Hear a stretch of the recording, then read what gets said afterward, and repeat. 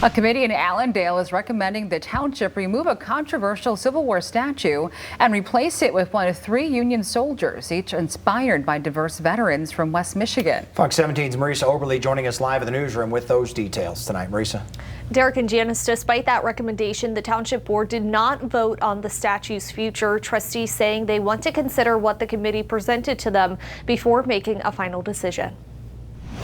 Nearly a year after its formation, the Allendale Garden of Honor Memorial Committee presented its final recommendations to the township's Board of Trustees on Monday. We want the Allendale community to know that you are represented very well by this committee, that you are heard, and that each of your perspectives are very highly valued by this committee. Tasked with developing suggestions for a controversial Civil War statue after community members and activist groups began protesting it last summer, saying its depiction of a Confederate and Union soldier standing side by side with a slave child at their feet is racist and offensive.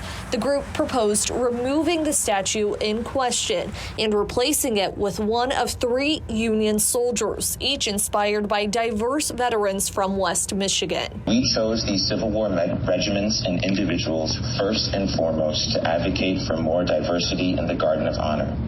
We recognize that the mission of the Garden of Honor is to honor the sacrifice and service of all veterans.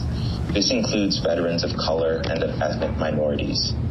As the other statues in the Garden of Honor are inspired by Allendale or West Michigan residents, so are these statues. Also recommended expanding the garden so service members representing the War of 1812, Mexican-American War, and the Global War on Terror could be included, with adding QR codes that link to more information on each statue, another idea put out. We need to put this behind us and get back to being a community and that isn't divided. The committee pitching to trustees this could help the community move forward. People in attendance cautious but generally optimistic.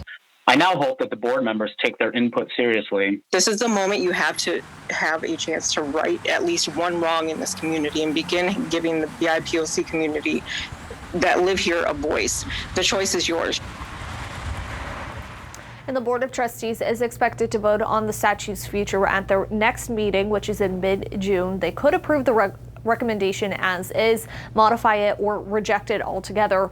If it does pass, though, the committee says it's not sure how long it would take to complete the goals it laid out, since that would need additional input and financial resources, or what would be done with the statue in the meantime. I'm reporting live in the newsroom. Marisa Oberly, Fox 17 News. All right, Marisa, thank you. Still ahead.